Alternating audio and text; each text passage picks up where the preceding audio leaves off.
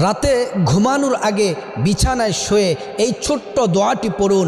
প্রিয় নবী মুহাম্মদ সাল্লাল্লাহু আলাইহি ওয়াসাল্লামের পবিত্র জবান মোবারকে বলছেন, আল্লাহর কোনো বান্দাবান্দি রাতে শুয়ে বিছানায় ঘুমানোর আগে এই দোয়াটি যদি পড়ে আল্লাহ তাআলা জীবনের সমস্ত গুনাহগুলো মাফ করে দিবেন।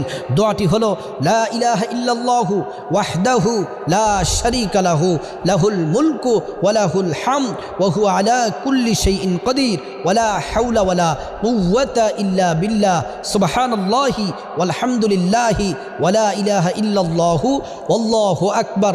আল্লাহর রাসূল বলছেন, যদি রাতে ঘুমানোর আগে এই দোয়াটি পড়ে কোনো নর নারী এই দোয়াটি পরে যদি ঘুমায়, সমুদ্রের ফেনা পরিমাণ যদি গুনাহ থাকে আল্লাহ তাআলা গুনাহগুলা মাফ করে দিবেন।